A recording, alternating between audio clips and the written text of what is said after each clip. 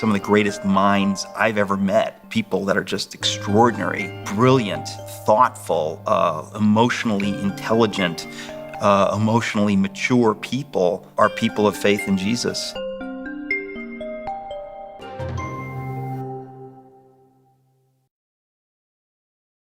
Gospodine Metaxas, добре дојдовте во Македонија.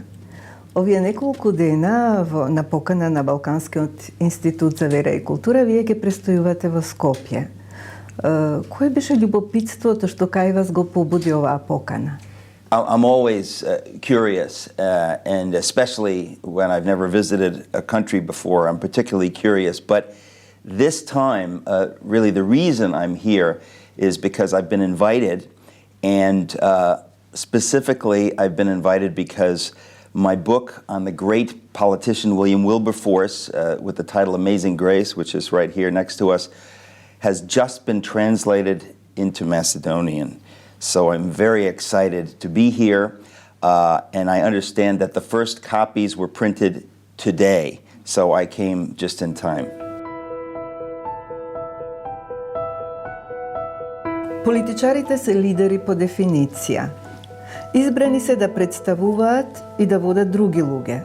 Според вас, кој е начинот да го сочуваат интегритетот и карактерот во политиката? Wow, this is a great question. I feel that it's almost impossible because the temptations in the field of politics, in the world of politics, are so strong. It's not just politics, it's power. Human beings crave power, and when they get near it, it's intoxicating. So in order for them to maintain their character, they really have to have something outside themselves.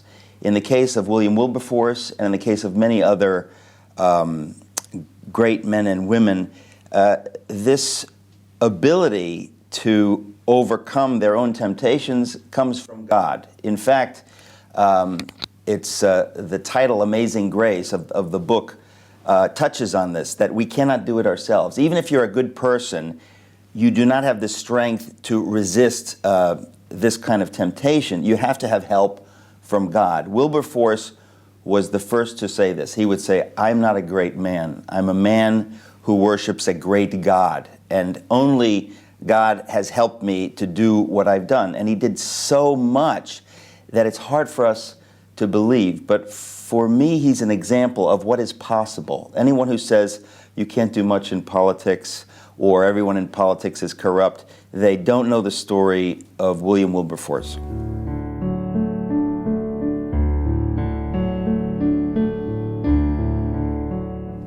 Сега би ве замолила да се осврнете на улогата на религијата во општото добро, односно моќта на религијата во корелацијата со доброто во општеството. The power, it's not so much the power of religion. In other words, I will be fussy in saying that it's not the power of religion, it's the power of God. In other words, many people say, I'm religious, but the question is, who is the person worshiping? Is this the God of the Bible, or is this some other invention? In the case of all of these people that I have written about, including Mother Teresa, who was born here in Skopje, these are people who took the God of the Bible seriously, and they knew that it was his standards that would cause them it was his standards that they had to follow. And when you look through history, you have example after example of people who were able to do really great things because they didn't put themselves first. In my country, our first president, George Washington, I've written about him in a book called Seven Men. And when you realize that he sacrificed his own power, it's amazing. You say, how is it possible for a person to say no to this power? People said to him, you can be king of the United States, the first king. Here it is, you deserve it. He says, no, I want to serve the people of the United States. I want to serve them. I don't want to have the power. I want to give away the power. The only explanation for someone being able to give away power is is God in his life. It's my only explanation. I don't see how else it's possible. But you have so many examples. Wilberforce is the classic example that he gave his whole career, all the power he had, the influence. He said, God, use me for your purposes. And what he accomplished, it's really breathtaking. So I think many times, especially in my country, the United States, people denigrate religion, and they have it exactly opposite. So many things have been accomplished because people have faith in God. In my country, the biggest sin is slavery, that we had slavery.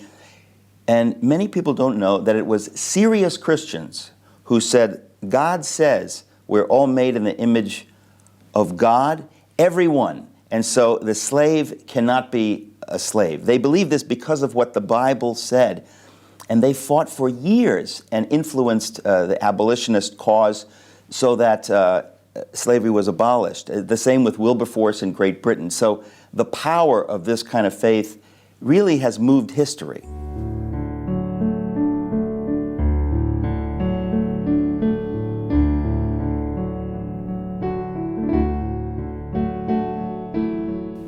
Автор сте на две значајни биографии, она на Дитрих Бонхофер и сега преведената на македонски јазик на Вилијам Вилберфрос.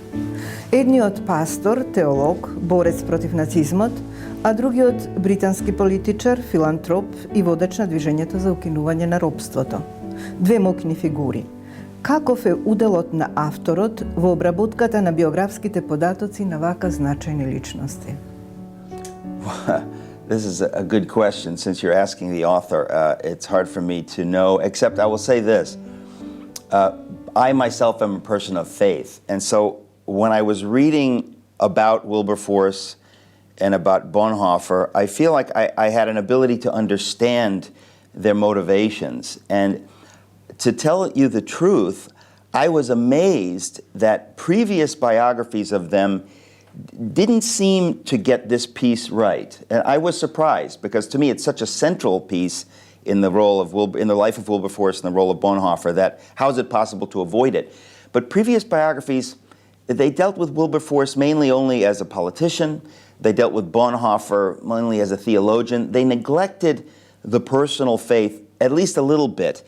And I think when you do that, you miss the whole story because you cannot understand Wilberforce and you cannot understand Bonhoeffer without understanding that they had a powerful, profound faith in the God of the Bible, in Jesus. Without this, they make no sense. And so it wasn't really wisdom on my part. It's just I stumbled into these stories. But because I brought this to the project of writing my own faith and my own insight into the faith of these men, I believe I was able to do something that hadn't been done before. But I will also say that it was not some idea I had. It's just, it was God's grace that I found these two men.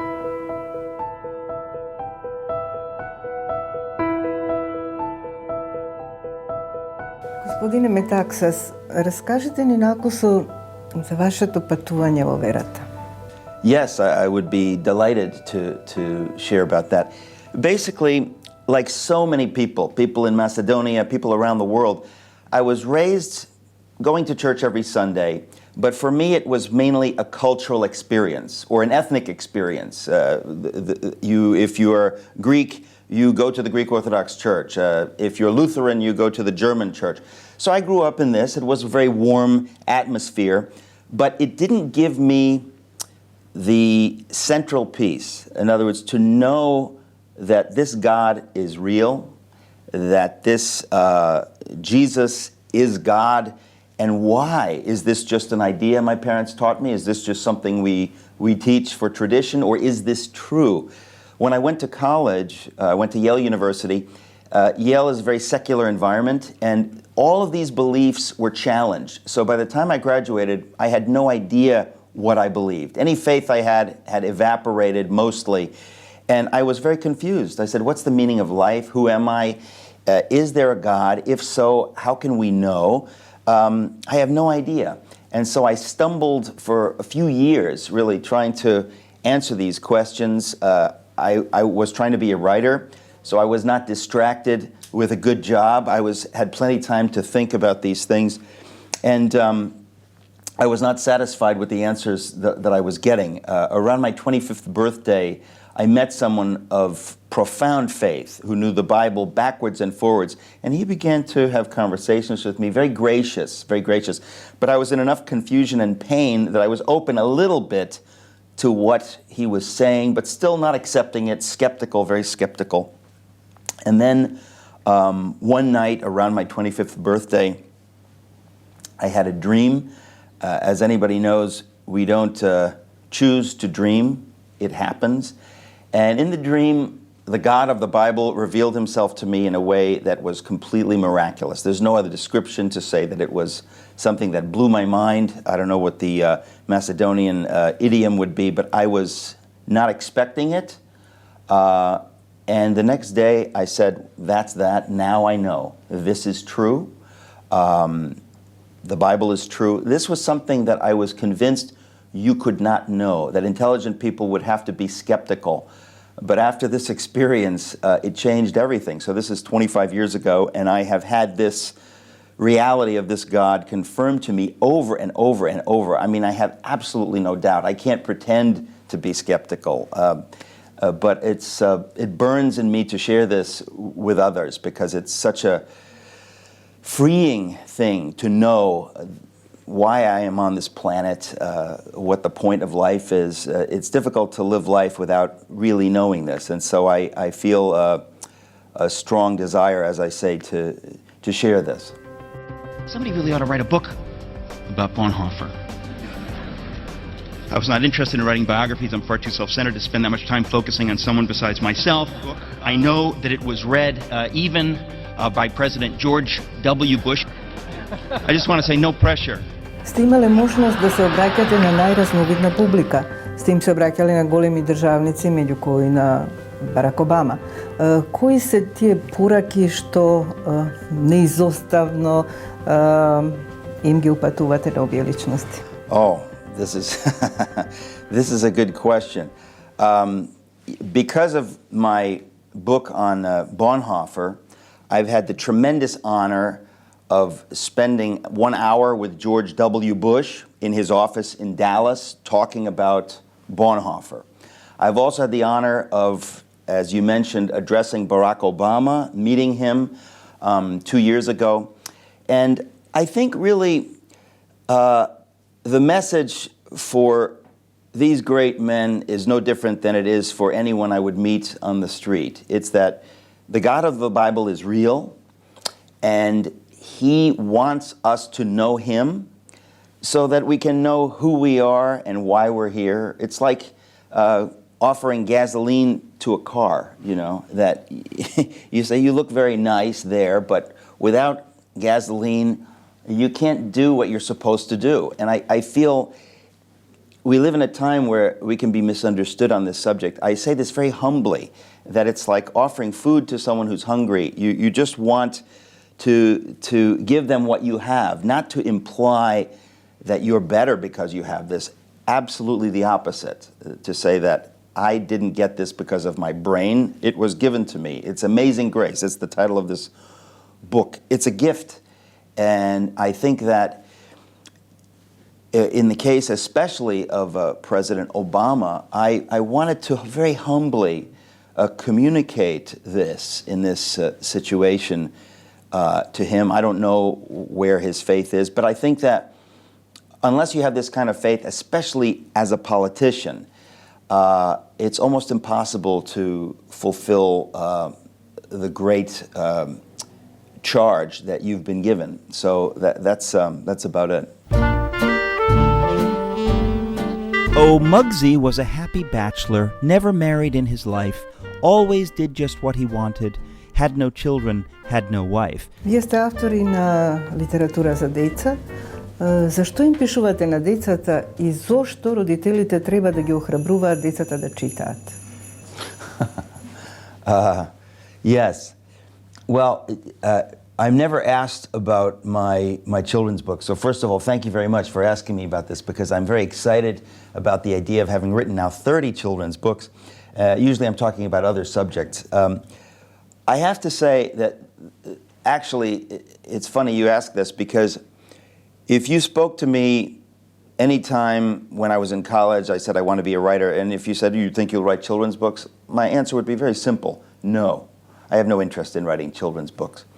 The way I came to write children's books was one example of God's miraculous intervention in my life. There's no other way to describe it. In fact, it's a whole story. I won't tell it now because we don't have time, but it's a genuinely miraculous thing of how I was offered a job to write children's books. I had no interest, but I said, when I was offered the job, I said, oh, that's okay, that's interesting, I'll do it. And it launched me in doing something that once I was doing it, I realized, I have a particular talent and joy in doing this, which I never would have discovered unless God kind of pushed me into this. And it wasn't a coincidence. There's a difference between a coincidence and a miracle. I mean, the way this was given to me was so astounding that I will remember it for the rest of my life, that if I had my own desires, I never would have gone down this path. I wouldn't even look in this direction. But God sort of pushed me this way, and I have now, as I said, written 30 children's books, and for me it's a joy. One of my greatest heroes is C.S. Lewis, who is the great author of so many different genres. I guess I have this in common with Lewis, is that I never met a genre I didn't like, and I know that he wrote some of the greatest children's books ever written. The Narnia Chronicles are unbelievable. Nothing I have done even leans